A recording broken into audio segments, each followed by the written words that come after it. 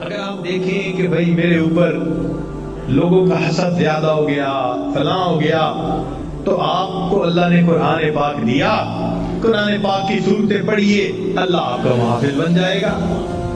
چنانچہ علامہ جلال الدین سیوطی رحمۃ اللہ علیہ نے ایک بات لکھی ہے جو آپ لوگوں کے لیے امید ہے کہ بہت فائدے مند بات ہوگی، خاص طور پہ علماء کے لیے، اور اس کے بعد آپ کو عملیات والوں کے پیچھے نہیں بھاگنا پڑے گا۔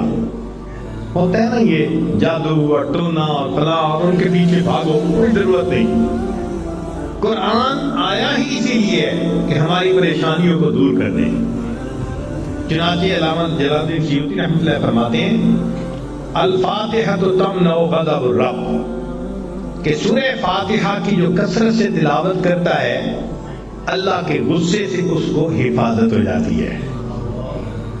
یاسین تمنع عطش القیامہ، جو یاسین شریف روزانہ پڑھتا ہے اللہ تعالیٰ اس سورت کی برکت سے قیامت کے دن کی پیاس سے اس کی حفاظت فرماتے ہیں۔ الدخان تمنع من احوال القیامہ، سورہ دخان جو پڑھتا ہے اللہ تعالیٰ قیامت کے دن کے خوف سے اس کو امن عطا فرماتا ہے۔ الواقعۃ تمنع الفقر والفاقہ، جو سورہ واقعہ کی تلاوت کرتا ہے اللہ تعالیٰ رزق کی تنگی سے اس کی حفاظت فرماتے ہیں۔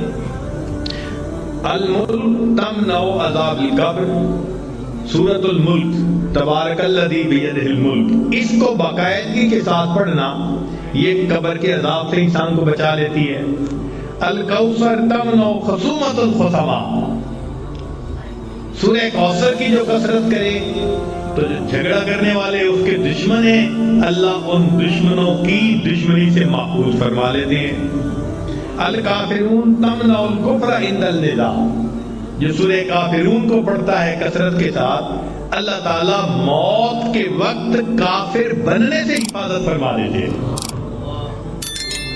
الاخلاص تمنع النفاق، جو سورہ اخلاص کی تلاوت کرتا ہے اللہ تعالیٰ اس کو نفاق سے بری فرما دیتے ہیں۔ الفلق تمنع حسد الحاسدین، سورہ فلق کی تلاوت زیادہ کرے گا تو اللہ حاسدوں کے حسد سے بچائیں گے۔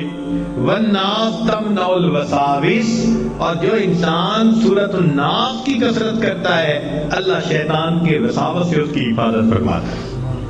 اب اللہ کے حبیب صلی اللہ علیہ وسلم نے ہمیں یہ باتیں بتا دی تو ہمیں کس بات کی پریشانی؟ کوئی حسد کرتا ہے، کوئی دشمنی کرتا ہے، کوئی اپنے ہمیں نقصان پہنچانے کی کوشش کرتا ہے، دل میں یقین رکھے نقصان پہنچانے سے بچانے والا زیادہ بڑا ہے۔ جب اللہ پہ توکل رکھیں گے تو اللہ حفاظت فرمائیں گے، اور اگر کوئی آپ کے ساتھ برائی کرے یا زیادتی کرے آپ اللہ کے لیے معاف کر دیں، اللہ کے لیے معاف کر دیں۔